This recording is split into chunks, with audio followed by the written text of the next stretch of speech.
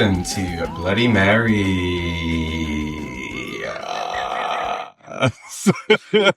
a queer horror podcast. This episode, we're talking about Candyman. I am a scream that can't quite be stifled, Alex. And I'm the painting whose eyes follow you around the room, Sean. Wow. And content note, as always, we're going to be swearing a lot. There's also obviously death and gruesomeness, and a little bit of racism, not from us, obviously. Also, obviously, it is spoiler filled. So if you haven't seen the film, then you definitely should. And that's it.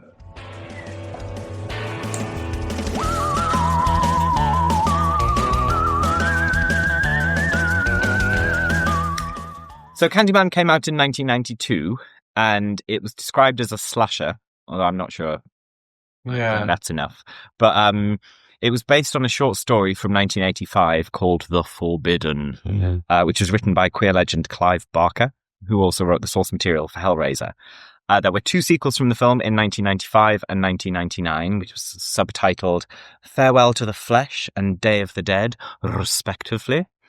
And there's a new sequel to the first one, which is produced by Jordan Peele, who's the writer and director of Get Out and Us, and also the producer and host of the new Twilight Zone. And that's due out in September 2020. Fun. Which is fun. The 1992 film was written and directed by Bernard Rose. So Clive Barker is English, and the original story was set in Liverpool and was about the British class system in the 1980s in Liverpool. But Bernard Rose moved it to a Chicago public housing development called the Cabrini Green Home, and it plays on issues of both class and race. The housing project was chosen for its high violent crime rate and its poor construction. Rose, the director, wanted to avoid portrayals of poor black people as just being kind of gang members, and instead emphasized them as people just trying to live their lives. This all sounds well-intentioned, but perhaps the most problematic part of this story is the inspiration for the murdered resident Ruthie Jean, who we'll talk about. The inspiration is basically a story that's almost identical to that. So 5 years before the film was released, a resident of a different Chicago housing project called Ruth May McCoy, was murdered by two men who entered her apartment through the bathroom cabinet and shot her 4 times. Police ignored 911 calls from her, just noting it as a dispute between neighbours, and the next day tried to get in with a spare key but left when it wouldn't open, and it was the following evening when they eventually broke down the door and found her dead. The two men were charged, but the charges were dropped, and the victim's daughter sued the Chicago Housing Authority in 1988 because of the fact that they were able to get in to the apartment so easily through the bathroom mirror. So the parallels between that and the original story that's referenced is like almost exactly the same. They use the same name, or a very similar name, Ruthie Jean and Ruth May. And this was like 5 years later after it happened. It's very exploitative and in really poor taste. But also very lazy. Like, you think they'd try and just create a new story. Like, at least change a name. Like, pretend you're not. I think, actually, that Marie, who's like one of the main characters, I think her said it is. McCoy. It's McCoy. Yeah, I know. It's really, really poor taste. So originally they wanted Eddie Murphy to play the Candyman, which I think would have been a very different film. Wow. I don't think I've ever seen him do anything serious. Yeah, I'm not sure I have. They couldn't afford him, so they went with Tony Todd, which I think was a better choice. He was 6'5", so he's got quite an imposing presence, and he's also got kind of like quite an angelic face as well. Like, he's quite beautiful. Yeah. He was very anxious about bee stings. So bee sting. Yes, he was quite anxious about the bee sting. Just beasting around. He was anxious about receiving stings from the bees. And he negotiated a fee a bonus fee for each of the stings that he got of $1,000, and he got 23 stings. You think he just tried, yeah. I'd be like, don't be shy, sting some more. So the bee handler on set worked on 2 other films that came out the year before. Fried Green Tomatoes. I don't remember a bee scene in that. But also My Girl. An iconic bee story. Iconic bee story. Perhaps the most, alongside Candyman, the most iconic. Yeah. So Virginia Madsen, who plays Helen, right, who is the main character. Yes. She was allergic to bees. So during the scene with the kissy mouth bees, please welcome to the stage, kissy mouth bees. They were freshly hatched, non-stinging bees. So when the film was being made, the producers were very concerned about the way that black people were being portrayed. Sure. Especially because, well, I mean, maybe not especially because but from what I can see, the director was white. It was written by a white person, and the main character, you kind of experience it through the eyes of a white woman. Yeah. So Rose met with the NAACP multiple times to see if they kind of approved of it, and they were just like, I don't know why you're running this past us, it's fine, it's a fun film, and why can't a black man be the kind of the gruesome kind of Freddy Krueger figure. That's just what reminds me of obviously when It 2 came out, and the kind of like the killing of the gays, and people like up in arms about the homophobia, and it's like ridiculous. It's like, you don't want equal deaths in films. Yeah, but you didn't seem bothered when he was killing children. Yeah. So a New York Times review said that the film had unusually high interest in social issues, but a review from the Los Angeles Times called it Clive Barker's worst film to date, which I think is unfair, given that this was after Hellraiser 1 and 2. Mm-hmm. And, like, I enjoy them, but this is a better film. Like, this is objectively a better film. It is. So that's that. Shall we have a little recap about what happened in the film?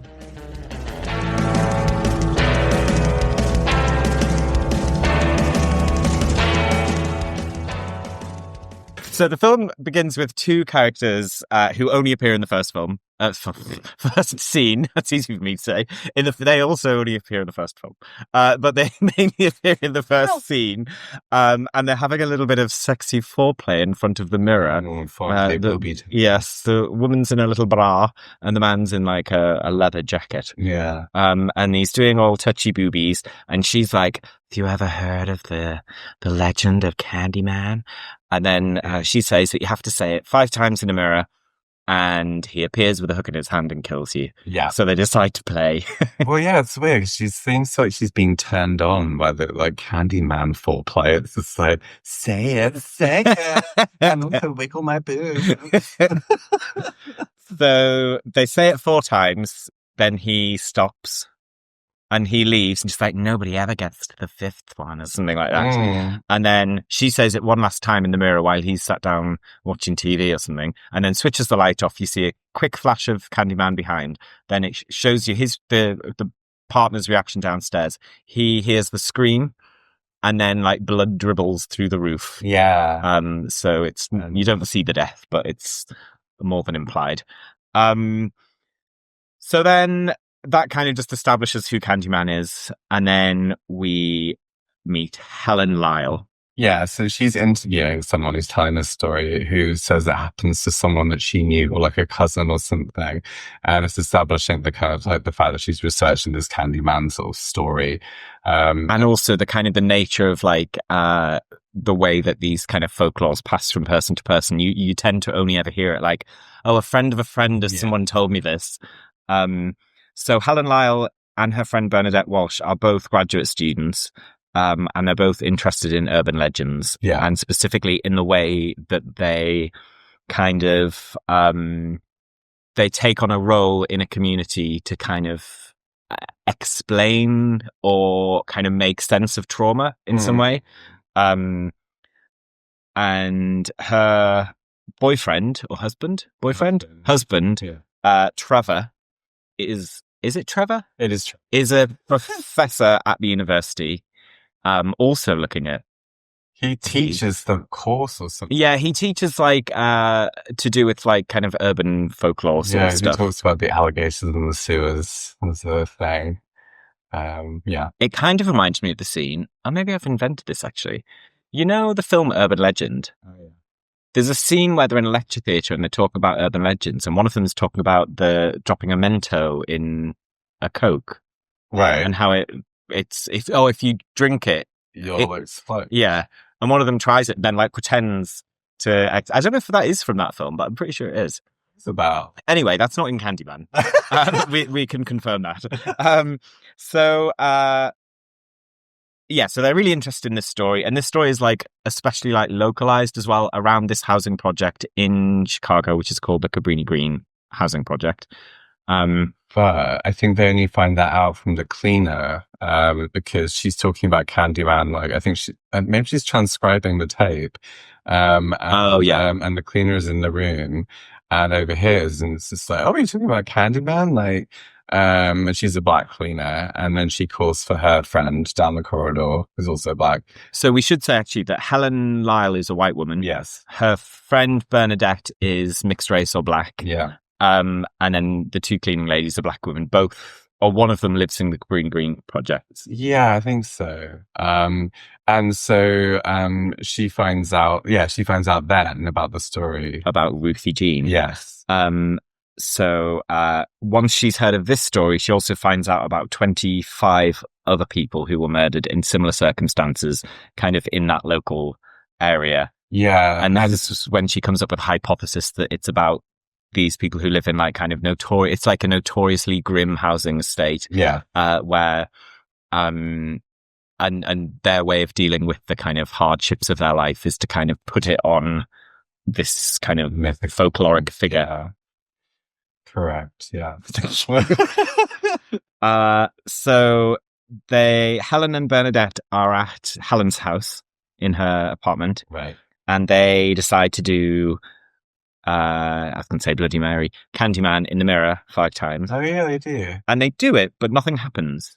Yeah, but I mean, I guess he appears a lot later. He does. Not, well, actually for both of them. But yeah, it's not immediate. It's a delayed response. But he was obviously busy. Yeah, I'll come back. I'm killing other people.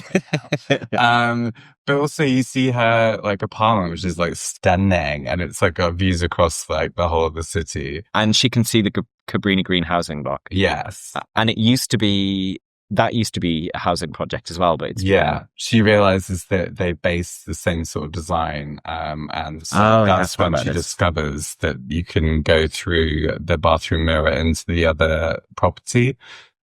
And this is the bit where it's leaning heavily on that real story that happened, because the housing association was sued because of the construction that meant that the walls were so thin between the apartments that you could actually break through the cabinet mirror. I mean, it's like crazy. Like, it probably wasn't this extreme, but in hers, it was she just like pushes it with her hand. Yeah, it just like pops out the other side. Yeah. And this is also part of her theory that the Candyman isn't real. She was actually that Ruthie Jean was just murdered by someone who broke through the mirror hole. The mirror hole. But then it's really funny as well. She just like pops it out and she's like, "Oh well," pops the mirror back as if she's not going to do anything about it. It's just like, I guess murder doesn't happen to white people. Yeah, in our lovely gentrified version of their flat. So the pair of them visit the housing block to do a bit of research, take some pictures. Bernadette is a little bit anxious about this. Helen feels very kind of entitled just to barge in and take pictures. Yeah, and I think this is where we see an element of like she's speaking like about the crime, like Bernadette is speaking about the crime and how she's so nervous and so scared. And I think it's sort of like they've given those lines to the black woman so that it feels less racist. Yeah, and also she's given... Bernadette is the compassionate one as well, in that she's like, a woman's being killed here, we shouldn't be going through this apartment sort of thing. And she's also more aware of how they're going to be received when they arrive there, because when they're driving there, she's like, why did you say to dress formal? Like, we look like we're the police. Like, and they do say when they arrive, there's some youths hanging around who are just like, oh, it's the police. And they shout up, the police. And yeah, Helen actually enjoys that. She's like, yeah, they think we're police. They never bother us, actually. So maybe that was her plan, actually. I don't know. Yeah, maybe. But yeah, she also doesn't seem to have any qualms about the kind of voyeuristic nature of what they're doing, because like a poor woman was murdered in this house, regardless of whether you believe in the folklore or not. Like, yeah, she's like, oh, this is interesting. Take little pictures of everything. So the next door neighbor is I forgot her name, Anna Marie McCoy. Yeah. And she has quite an aggressive dog. Who barks at them as they pass, and then they go into the apartment, which is now empty and covered in graffiti, and kind of all smashed up. And she's going around taking pictures. Bernadette kind of refuses to go too deep into it. Yeah, like she's like, oh, this seems like disrespectful and inappropriate. But actually hilariously at this point, like when Helen's bursting in all over the place, she goes, Helen, be careful, there could be somebody in the toilet. Sorry, just doing a poo. Occupado. But yeah, there's nobody doing a poo. So she goes deeper in, and she goes into she kind of climbs through this hole. Through the mirror.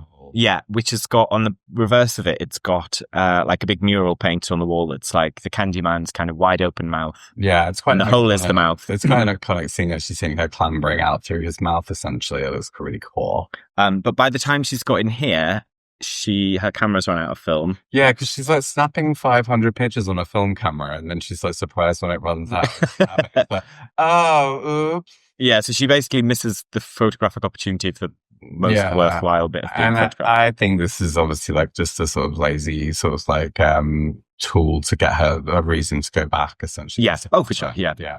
Anne-Marie, the neighbor, kind of confronts them and a bit like, what the hell are you doing? Sort of thing. And they kind of go round to their house and like, we really want to talk to you about this. And again, Helen's not very sympathetic about the fact that it's her neighbor who was murdered and she was kind of a witness to it and stuff. Yeah. But Bernadette's a bit more sympathetic. So she has a small baby son called Anthony. Yes. So apparently in the Jordan Peele version that's coming out this year, the main character is Anthony as a grown-up adult. I just watched the trailer, actually. It looks very good. But he's only producing it, not directing it. But I don't know if he wrote it, but yeah, looks good. So they speak to her. She talks about how when Ruthie Jean was killed, a few people heard disturbances, rang 911, and the police just weren't interested. They thought it was just like because of the housing block that it was coming from, they just thought it was like, neighbours having a Barney sort of thing. So they didn't really respond to it. But and she like makes it very clear that she does believe in the Candyman, doesn't she? I don't think I'm not sure actually.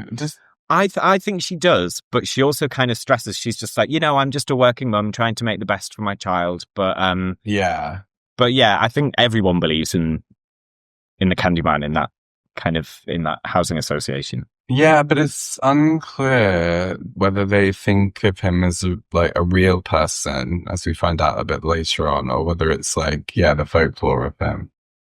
Yeah, probably a little bit from column A, a little from column B. Sure. So then later they're in a bar and they're with there's Bernadette, Helen's husband Trevor, and then this very smug Professor Purcell with his big fluffy long hair. Yeah. And he knows more about the Candyman. He's very bemused that these two women are researching. Have you read my paper? And he, however, in spite of being very smug, does then go on to tell them quite basic information about the folklore what they didn't already know, which is that the Candyman was a real person who was an artist and the son of a slave, And his father, who was a slave, became wealthy by helping to create some sort of system for manufacturing shoes. Shoes, very specific. Shoes, yes. The Candyman, who I don't think was ever given like a human name. No, that's one of the things I read about. Is actually you never find out his real name, which is really weird, given that he has all this like detail about his history. He's still called Candyman. Well, you never find out the name of the main character in Rebecca, so he's in good company. Wow.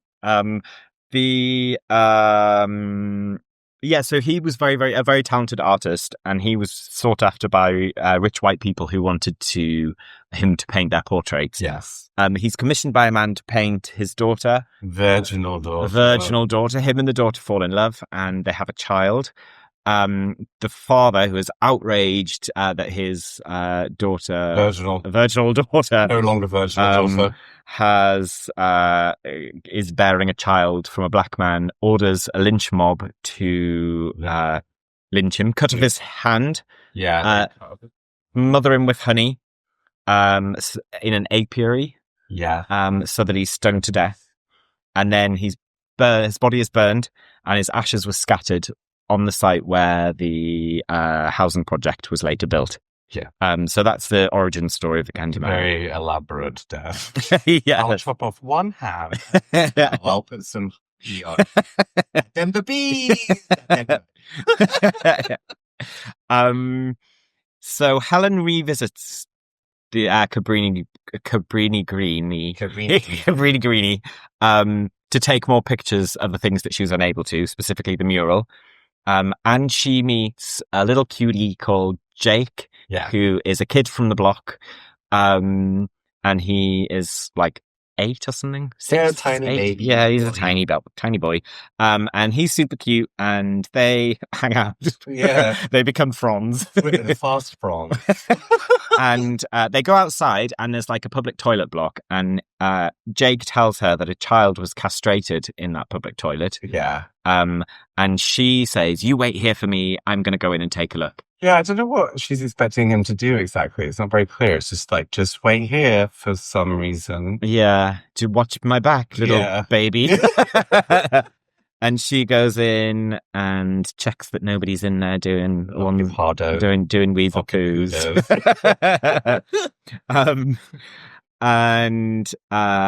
She, I can't remember what. So these toilets are gross. They're like covered in graffiti. An actual like poo. It was one of yours. It was all of yours. And there's some words like kind of smeared in shit on the walls. It's I think it's like sweet for my sweet. Or yeah. It's like sugar or sweets or something. Yeah, it is, and it looks like shit to me. I think it is actually meant to be shit, which is quite disgusting. That was disgusting. And she's like holding her nose, and she opens each of the 3 cubicles one at a time. Yeah, and the last one is kind of stiff, and you expect it to have something in it. But it doesn't, but it just has an arrow pointing down. Yes. Into it. And the boy said that when they cut the child's penis off, he put it in the toilet. It was found in the toilet. Yeah. So maybe that arrow is like, here's where the peen. Yeah.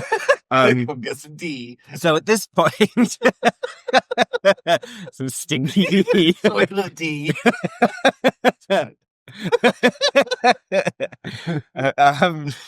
So it cuts back to outside where Jake is waiting, and you see him being approached by someone in a long dark coat. Yeah. And then some kind of late teens, maybe. Yeah. And also she's taking pictures of all over the toilet as well. Yeah. So, yeah. They go into the toilet, and she's like, "Oh, sorry, I'm done in here. I'm just leaving." And they block her way. One of them is dressed up as the Candyman, and he's holding a hook. Yes, that's right. And they kind of punch her and beat her up. Yeah, and I think they hit her face with the hook, do they? Yeah. And that knocks her out. And when she ends up looking at a police lineup. Yeah. And they get, what is it that he says? Can you remember? They get something like, "I'm Candyman, bitch." It is something, and they get them all. It's not quite that, but it's something. It definitely ends with "bitch." Yeah. They get them all to step forward and say it, and she identifies the right one. It shows her, and she's got like a really swollen, bruised eyes. and she puts on some dark glasses, and she pretty much thinks she's solved the Candyman. She's like, oh, actually, it was just a kid pretending to be a Candyman. Yeah. He's responsible for all of this, blah, blah, blah. However, if only it were that simple. So later in the later in the parking lot, she is confronted by the real Candyman, who is, because he's just like going like, hello. And she's like, and they speak to each other from quite far away, and he's wearing his kind of iconic fur coat. oh yeah, and she becomes all like mesmerized and still and like, Oh, so there's a reason for this. oh, So the director, Bernard Rose, was kind of trying to avoid the trope of having like a screamy woman. So every time she might otherwise have screamed, he has her kind of go into this kind of like trance-like state. So the reason he's appeared is because he is angry that she's discrediting his legend. yeah. And that as a result of that, he must spill some more innocent blood so that his legend continues. Yes. After this, she kind of passes out. Yeah. And when she comes around, she's in a bathtub covered in blood. Yeah. And she kind of, buff. yes, and she checks herself, and it looks like But she's wrecked herself. she better check herself.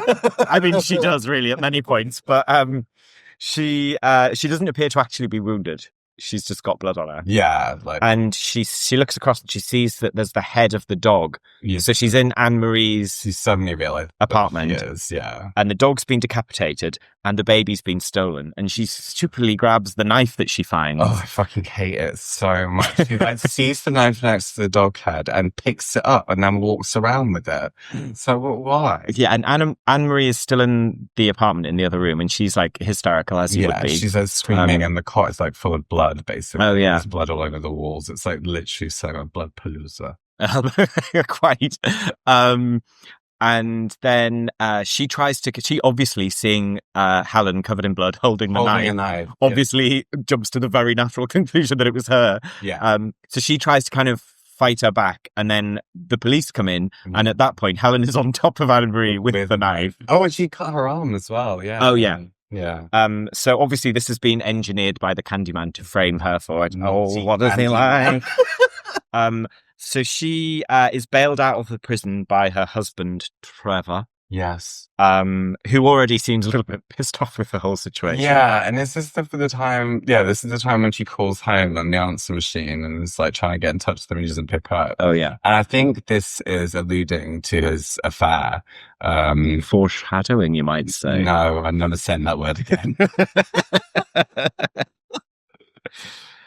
Yes, so the Candyman turns up again at her apartment and cuts her on the neck. Yeah. And then Bernadette is on her way to visit her. Yeah. And she hears her at the door and she's just like, don't come in, the Candyman's here. And she comes in anyway and is killed by the Candyman. Yeah. He's nasty. And then obviously once again it looks like Helen was responsible for this. Yeah. Bloody Helen. So Helen is taken to a psychiatric hospital where she wakes up a month later. We missed the fact that the baby's not actually dead. It's just missing. Oh. And I don't know where it is. But it looks like the baby's dead to begin with. And so that's one of the reasons she gets off the first time is because the baby's just missing and there isn't a body. And they don't know what happened. So that's the reason she ends up at home and then they have the opportunity to then kill Bernadette. But also her husband would have paid bail as well. Yeah. So there's a bit before she is put to sleep for a month. She's strapped into a hospital bed and she sees the Candyman kind of hovering above her bed. Oh, yeah. And she's shouting, murderer, murderer. And then they come in to sedate her and she's like, he's under the bed. But obviously they can't see him. So they sedate her and then she comes around a month later, which she only finds out a month has passed when she sat in the office with Dr. Burke, who's a psychiatrist who is there to kind of prepare her for the trial, for her defense. Yeah.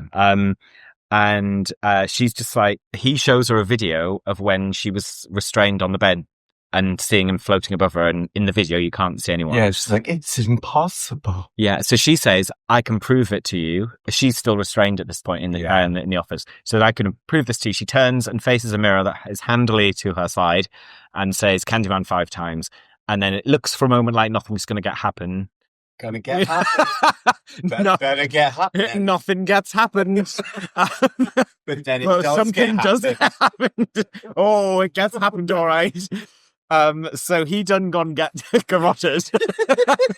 He got happened. So he all of a sudden kind of convulses, and the Candyman appears behind him and has put a hook through him from behind. Then the Candyman jumps out of the window, and people are rushing towards the office because he's like called for help or something. I don't know. Oh no! But before he jumps out the window, he cuts her restraint. Oh yeah, so it looks like she's free. Yeah, and that she could have done the murder. So she seizes this opportunity to climb out of the window that he smashed through and kind of shimmy along the balcony. Yeah, and climb in a different like a ward where she knocks out a woman, like a nurse, and takes her nurse outfit to escape. Right. So then she goes back to her. Does she? I think, yes. So she goes home. Is the apartment. So she goes back to her house, still wearing the scrubs that she's stolen from Nursey. Yeah. And the house is being painted a really sickly pink, like girly pink, like fluorescent-y gross pink. Yeah.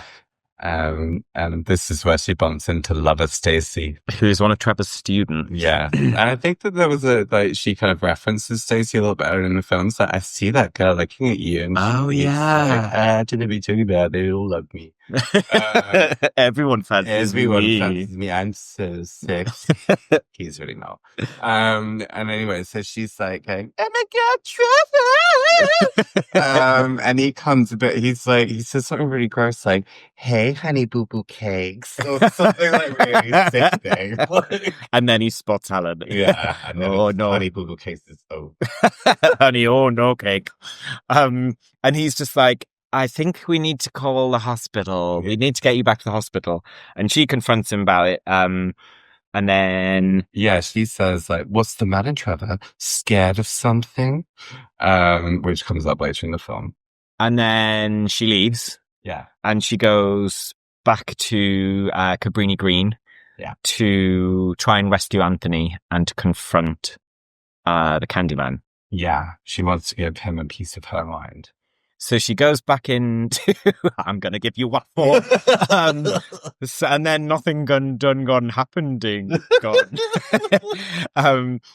So she goes back to the room with the mural, and he appears again with the baby and says that in order for the baby to be safe, she needs to kind of surrender to him, hand herself over to him. And he opens up his coat, and there's like bees coming from his rib. Yeah, he's like, be my victim. It's very sensual. And then, so they do a bee kiss where he's got a mouthful of bees. Yes. And it's very sexy. And so apparently, I couldn't really make this make sense. So they kind of do like a kissy sort of thing. Yeah. And all of the bees go from his mouth into hers. I know, like their face. Yeah. And apparently, he was wearing, so these were the non-stinging bees. Yeah. But even so, you obviously didn't want a mouthful of them. So he was wearing some like kind of like internal mouth kind of cavernous guard thing. Mouth condom. Yeah. And they had to like kind of, I guess they put something in there to attract the bees. And apparently it took like 20 minutes for the bees just to get into his mouth. Do you think they just put them in the mouth condom and then put it in his mouth? So just rather than him away. Well, I'm not, they're not inanimate objects. Like they fly around. Touch bees, just squish them in. Maybe the bee handler wouldn't have been handling that very well. So that he does the bee kiss, and then he disappears with the baby, and she sees now that there's a mural of him with a white woman lover, who is the original lover that he has. Yeah, because he says it's always been you, Helen. Yes, and this woman that he had the child with originally looks very much like Helen, and there's this idea that she's in some way kind of like a reincarnation of the original white woman. So then there's the bonfire, Oh yeah. So they, what are they burning? It's just like loads of like wood and furniture and tat. It's like a giant like pyre basically full of rubbish. What's the point of it? Like, it's They say Jake, the little boy references it earlier on because she notices it and says like, "What's the bonfire for?" And he just says, "It's for the celebration." But there's no information about what the celebration is or why. but it's kind of like an anti-Candyman burning, though, isn't it? Yeah, I think that's what it's meant to be actually. You're right. However, just to foil this somewhat, the so Helen comes out of the apartment and sees. It's still got the claw in her hand, the handyman hook as well. Has she? Yeah, she gets it from the Candyman, because she's like climbing like all the rubbish using it. Yeah, and because the Candyman has placed Anthony the baby on the top of the bonfire, or kind of in the bonfire. In the bonfire, yeah. So she goes to try and rescue the baby. Yeah. The Candyman also appears in there as well. Yeah. And then all of the people from the housing project come out to light the bonfire. Yeah, I can't figure out whether they sort of like, they realize who's in there, or like whether they think the handyman's there already, or whether it's just like incident. Yeah, I can't really remember. Yeah. But anyway, they then so Anne Marie rather hears the baby crying. Yeah. And then realizes that Helen is in there trying to save the baby. Yeah. Because obviously at this point they all think that she is equally as murderous as the Candyman because of her seemingly attacking. Well, they definitely blame her. So she's seen climbing out of this. She has a bit of a fight, with a bit of a scuffle to do with the Candyman. And then he gets squished under or trapped, I think, in like burning like logs. And she like gets the baby and wraps it up, and then just sort of like climbs out. And ends up a little bit crispy. Yeah, so she kind of crawls out, and she's got like all of her hair and scalp have been like there's a really like funny bit with like the wig on fire. It's like all of a sudden all her hair's gone.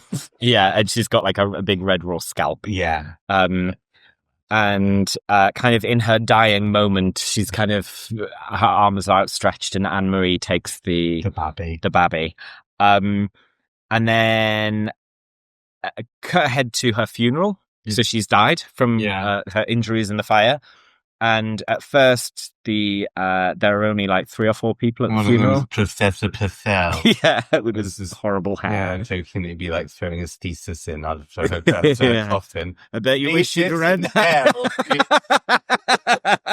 I bet you feel rather stupid now, don't you? And they're kind of just looking very forlorn at the funeral. Yeah, Stacey's there as well, which I think that's in poor taste. Yeah. And then, just as the coffin's about to be lowered, you see a big crowd of all of the residents from the Cabrini Green housing block, led by Anne Marie holding the baby and Jake. And it's a very nice moment in the film where they kind of obviously now realize that she was trying to help. After all. So they come and they. Jake has the claw, the hook, and he drops it in the in the ground with the coffin. So that's a nice moment. Yeah. And then the final scene, Trevor, who is still with Stacey in their disgusting pink apartment, is in the bathroom, and Helen's just like, Trevor, I'm making steak, come and help make the salad. Yeah, just like really wanging on, and then like she gets the meat out of the fridge, starts slopping it around. Yeah, she like slaps it, and stinking Trevor. Yeah. And leaving after a funeral. And he's in his bathroom, and he looks in the mirror, and he's kind of like mournfully saying, Helen, Helen, Helen. And he says it 5 times. And then he switches the light out, or the light just goes off. I think he switches it out like halfway through saying the Helens. And then she appears looking iconic, like all pale. Like, actually, you see what she looks like because they do like the makeover for her you see her in the casket very briefly. And then she looks like that. She's got like a full face of makeup, but also like a snatched weave. Snatched, ball, scalped. Yeah, and also burned. And she then says the same line that she said when she escaped in the hospital. It's like, what's the matter, Trevor? Scared of something?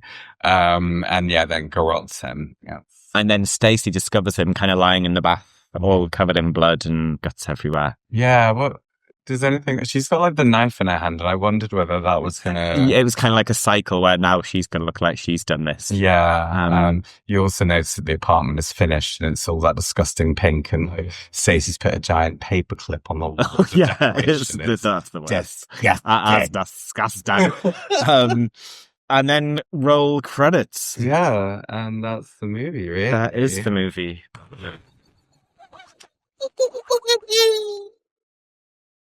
So in terms of representation in this film, women? Well, the women are talking about things that aren't men. Well, Candyman is a man, I suppose. It's different, though. They talk about a murderer. Then research. And a folklore. And like, you know, there's like established professionals. So, yeah, doing about folklore. So yeah, it definitely passes Bechdel test. The women... I mean, obviously, like, Helen's storyline, she's strong all the way through, really. Maybe a little bit kind of negligently so at the beginning, but, and then she becomes obviously a monster in her own right in a kind of like powerful, cool way at the end with her own catchphrase. I think the best characters are all women. I think Anne-Marie McCoy, the neighbor, is probably the best character, like, properly best character. Yeah. She is like a loving mother, and she kind of tries to fight off what she perceives as the threat, which is the white woman who at that point is the threat because she's coming towards her with a knife. And she also like has obviously a huge capacity for forgiveness, but also like sees what's happening and understands that she was actually trying to save her, and she kind of leads the procession towards her funeral at the end. So I think it's mostly fine. I think where it becomes difficult is when we think about how it intersects with the representation of people of color. And this is more loaded. Like the film is it feels like more of a like social issues horror film than lots of other ones. And for the most part, I think it's kind of successful. But there are problems. Yeah, so I think maybe we'll mix up what the problems and the good things are. But I think that the fact that the Candyman is a black man is quite cool. Like, you don't really get that many kind of like black leading monsters or villains. Unless it's like, unless it's more of like a kind of thrillery, like, oh, the threat is the kind of evil black man and the innocent white woman. Yeah, and that was one of the criticisms that I thought was that it's just like shows that kind of white woman in peril against like a sort of a demonic black man who's like some sort of supernatural monster. Which I see, but I also feel like as the kind of monster of the film, he's much more sympathetic than someone like Freddy Krueger, for example, because they both have a similar story in that they were killed by like kind of a mob, and they're both coming back seeking some sort of revenge. However, the Freddy Krueger was killed by a vigilante mob who were killing him because he had killed children. Yeah, which is the Candyman didn't do anything wrong. And was killed by a racist mob. It was actually lynched, I mean, the problem is then that he's kind of, if we're to believe that he is responsible for killing the people who were killed and not the guy that's kind of dressed up as him, pretending to be him, that's arrested earlier, then why is he targeting black people? Although he is targeting people who live in the block that was built where his ashes were scattered. So... yeah, he's a much more sympathetic lead character than someone like Freddy Krueger. And I guess and also, is it that it's not really a white woman kind of in peril because of a black man? It's actually, I mean, it is, but it's also like, he kind of loves her because he sees her as the woman that he, there's a tenderness. It does feel like a kind of romantic relationship as well as a gruesome, monstrous one. Yeah. He also doesn't kill the baby. And he actually doesn't hurt her, actually, specifically, really. Does I mean, he cuts her. No. He just cut her neck at one point. Yeah. But who hasn't done a bit of neck cutting? And he, yeah, I mean, I guess the problem is that we're seeing there's an element of kind of like poverty porn about it, I think. Yeah. Which is that because obviously the issues of race and class completely intersect in this film, and we're seeing this kind of like these like kind of poor black people living in this kind of derelict, notoriously grim housing blocks that actually exist, which I think is problematic. It's strange that they would use like an actual real place. Yes, I think it's weird. The same name. Like, I don't really. Yeah, it's like because if you think about it, you know, at the beginning of 28 Days Later, very close to the beginning anyway, when he's in that tower block and they all like run up the stairs, all the zombies. Right. That tower block is Balfron Tower. But they don't call it Balfron Tower. They don't, and you know, there's lots of people have read into it about like kind of these kind of like kind of brutalist tower blocks being like a symbol of some sort of utopia, but they actually kind of come to represent a dystopia because they're not like invested in enough and the people aren't valued enough there. Right. So there's kind of this idea about this kind of sight of these kind of rage-induced zombies kind of attacking in this, but it's fine to use the building, but not to name it. Like if they called it the Balfron Tower, and it was filmed at a time when people were still living there as social housing residents, that would be unthinkable. But they've done it here. They've used because they actually shot the scenes in that building, in that actual building. I wonder whether it was a way. I mean, I don't know if it was that intelligent, but a way of like highlighting the social issues in that block using the film. But I mean, they didn't do a very in-depth film, right? And also like because the real Ruth, I've forgotten her name, Ruth May, was she was from a different housing block in Chicago, so they could very easily have just used like a sort of like an archetypal fictional building that represented those issues without it being. Because imagine being a resident in that housing block or even in that local area after that film was made. No, definitely. It does feel like poverty porn, and especially since we see it through the eyes of the lead character, who's a white woman. I wonder as well if she's kind of sorry, go on. No, I was just going to say, like, the whole place looks like apocalyptic, essentially. Yeah. And it's only like when she goes inside Anne-Marie's house that she sees this sort of like nice side to it, and she like Anne-Marie talks about how like there are people living here and like this is a real place, and like but the rest of the place looks like, you know, like kind of. I do think it has its moments where it's trying to be very sympathetic to the people that live there. But yeah, we're seeing it from a white writer and director's perspective. We're introduced to it through a white character.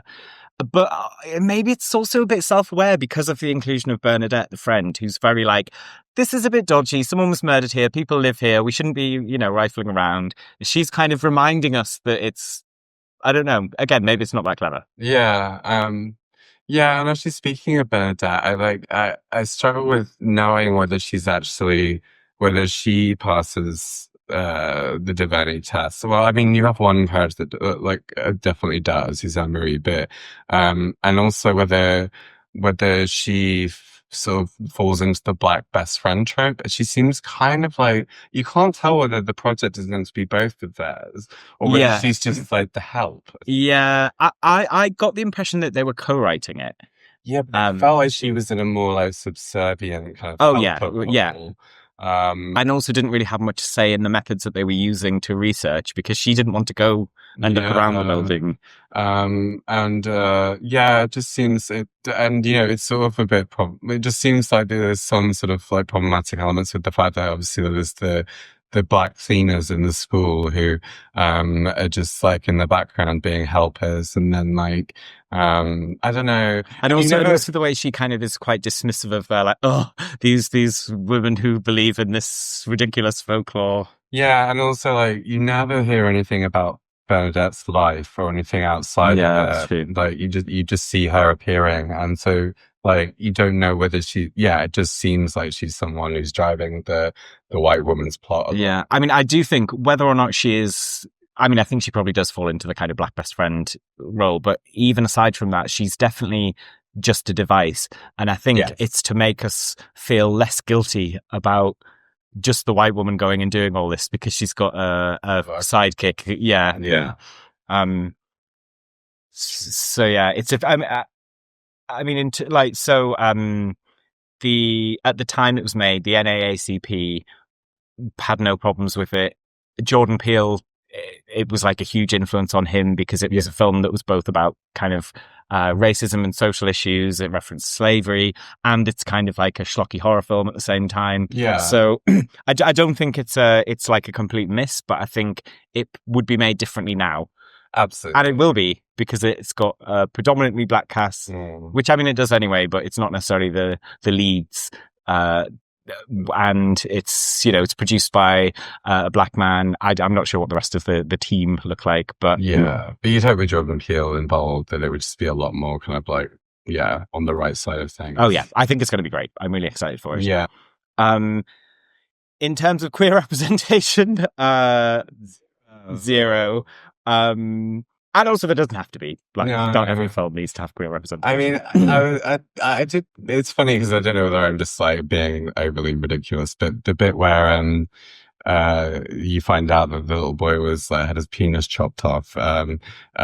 Jake says, "There's no point living without a penis." I did find that a little bit like, like borderline transphobic. I mean, it's not, but it just made me feel a bit icky.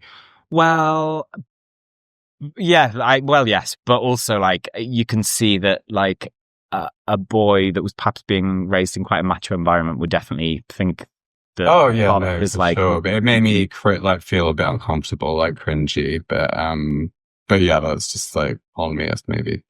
And there's no other. I mean, but that could be queer. We know nothing about her. Yeah, it could be some massive layers. Yeah. Yes, that is very true. Shall we do the awards ceremony? For sure. I can't remember. I have no clue. Let's do it. Okay, so favorite character. So my favorite character we meet the first time around when they visit the apartment, the apartment where she was killed. What was her name? Ruthie Jean. Or was that the real name? Good God. Ruthie Jean. Yeah. And Bernadette refuses to go through the hole in the wall. And she sits down on the toilet waiting. And she looks down the side and there's a little dirty doll that's all covered in mud. And that little dirty doll is my favorite character. Very, very good. Spookiest moment. Well, I think it's sort of the when she wakes up and she's covered in blood and she hears like the blood curdling screams of like the mother who thinks her baby's dead and the dog's obviously been decapitated. And I think her screaming and her sort of like kind of panic was like excellent acting and just kind of like, like really terrifying.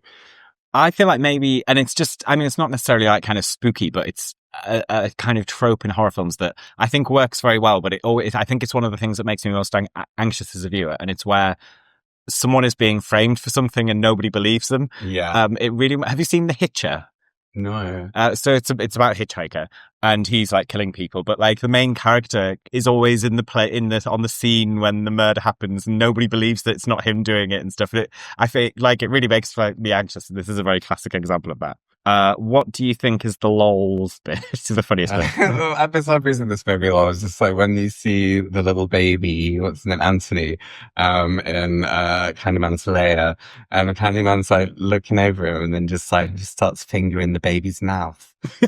That is weird. My favorite bit, which you alluded to, is when Jake is telling Helen about the castrated child, and he says, "They found it floating in the toilet. Can't fix that. Better off dead." What do you think is the best death? I just love it when she comes back from the dead and like garrots the husband. It's just like so fun, and again when she uses a catchphrase and she just looks iconic. That's like my favorite. My favorite is also her death, but the actual death part where she kind of crawls out of the fire with the baby and you see her kind of scalped for the first time. Well, hilariously, I put that as my worst death. Did you? I don't like the fact that she dies, and also like. But then she wouldn't have that iconic comeback. You can't have it all. Okay. Do you have a word? I do have a worse. It's the first one where you just see the blood dripping through the ceiling. It's like, why was the ceiling immediately pierced after she was stabbed? Like, oh yes, I have been meaning to get that fixed. Yeah, especially in the bathroom. Did you have a queerest moment? I mean, this is a stretch, but I did find it hilarious when she summons Candyman to the therapist's office, and then suddenly appears from behind and garrots him. I just thought that was vaguely queer, but it's really not. And I have a feeling we might have have got the same sexiest character. Wow, It's Candyman. it is Candyman. Yeah. Yeah, he's also like he's got a very like beautiful face. Like he's very like kind of like delicate and like almost like quite I don't know, like feminine kind of. I just think he's beautiful. Yeah, and he's like quite seductive with the way he speaks to Helen. He always it's a little bit like like when he's like, be my victim. I'm like, yes, please. As long as I can have your beautiful fur-trimmed coat. Yeah, and it's only actually the first time. Show me your bloody stump. The first time Helen sees Candyman, like I've just been going, Helen, Helen. He goes, Helen, I came for you. I'm like, stop it, Candyman. Yeah, he once again he beats Freddy Krueger in terms of a sexy lead. Yeah, Freddy is not sexy. Yeah, agreed. And that's the end of the awards.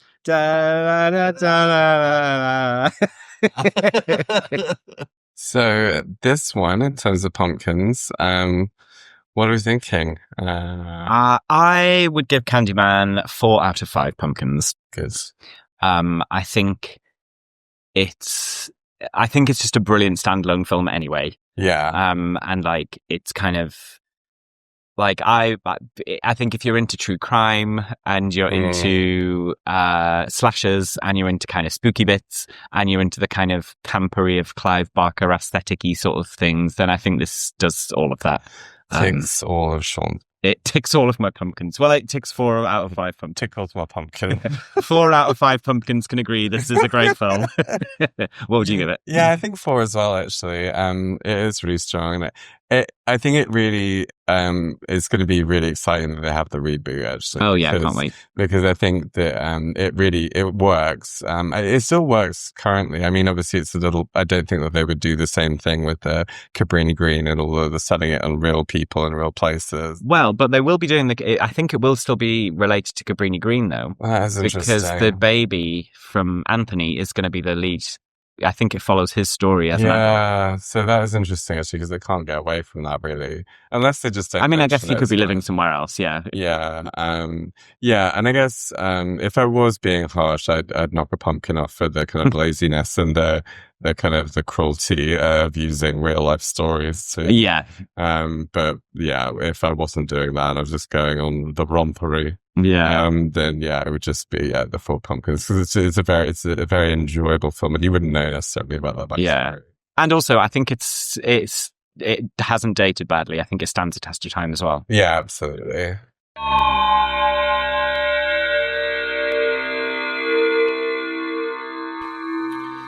So now time for the spooky bit. So here we go. In this episode, I'm going to be talking about the true story of flatmates who salvaged a haunted mirror from a tip and then got rid of it on eBay. I remember reading this, actually. It's quite a chilling, hilarious tale. So the 2 flatmates, who are actually referred to as a couple in a different story that I read. So who knows what's true? It could be gay erasure, or it could be gay supposure. So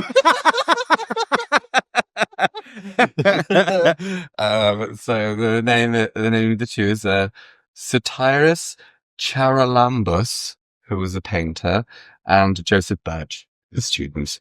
And they acquired the antique mirror from their landlord, who put it in a skip outside of their flat in Muswell Hill in 2013.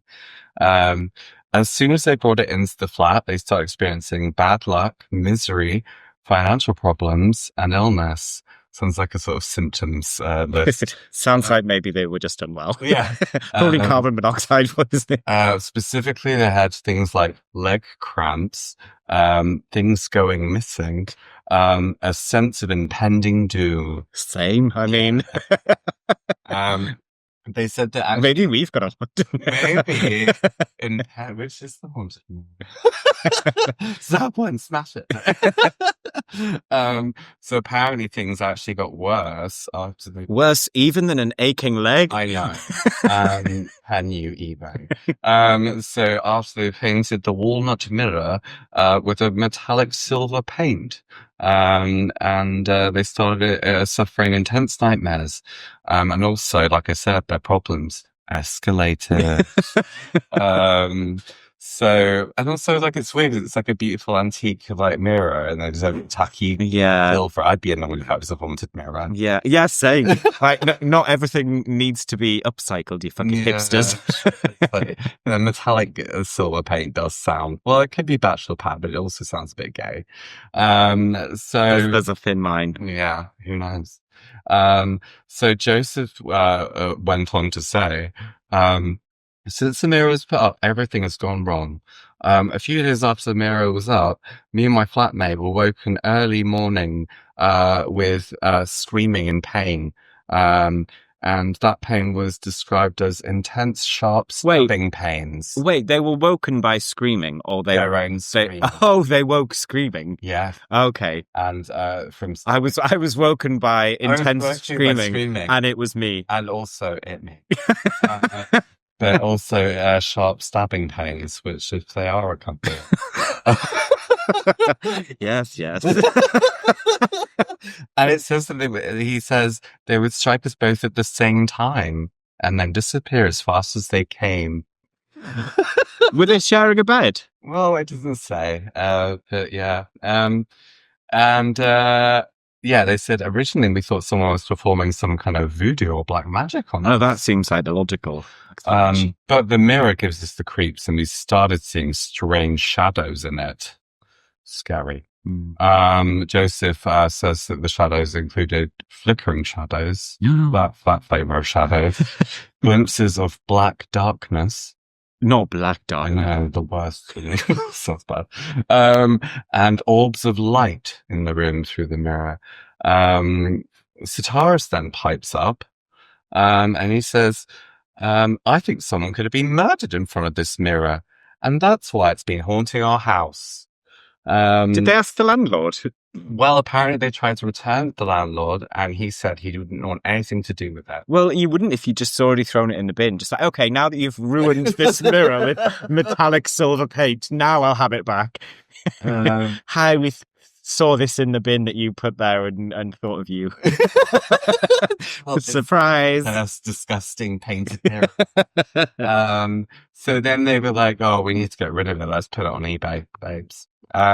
So then they put it on eBay. That's so cheap. Like, they didn't even pay for it. Just put it back in the bin. Yeah, exactly. Well, I think what he says is that he was hoping that somebody who knew how to handle supernatural. Oh, did they advertise it as a supernatural? Well, this is the thing, yes, and this is like why it's all a bit iffy. So they put it on the mirror, on eBay for £100. And was it called like a haunted mirror? Yeah. And they included the story of how scary it was, described it as a beautiful grand Victorian style mirror. Apparently he got it valued by an antiques dealer, which I don't understand. And that's where the £100 figure came from. I just can't believe that a mirror, no matter how much it was worth, once it had been painted with metallic paint, would still be valued at £100. Yeah. So they put it up there. They got lots of inquiries. Excuse me, seller, Kinky Boy 69. How haunted on a scale? They also put on the thing that they said that they put the mirror in the pride of place above the radiator, and shortly after the radiator stopped working. All of this sounds like things they should be talking to their landlord about. Yeah. So yeah, Maybe all of this is just a really passive aggressive dig at their landlord, who just obviously wasn't looking after his tenants well enough. it's funny actually because Joseph says that he's like his anxiety levels went through the roof, and he was prescribed antidepressants by the doctor for the first time in his life. But not the last time if you're a gay. But yeah, so they put it up on eBay, and they included pictures of the scratches that Joseph had received in the night from unseen fingers. They're the worst. The haunted unseen fingers. And pictures of the mirrors, including supposed orbs, which just look like a reflection of a flash to me. And then yeah, it sold. And so they got rid of it, and they were best off without. I hope he's off his antidepressants now. Yeah, same. But sending warm wishes to Joseph from Muswell Hill. Yes, I wonder if they still live in that house. To know. That's why Dennis Nielsen murdered all them people. Yeah, what's going on in that area, isn't it? Sissy. For gays. All supposable gays. But yes, the reason I chose this is because we'd already spoken about Bloody Mary, which is the inspiration for Candyman, but I wanted another haunted mirror story. And so that's the spooky story of the week. Thank you.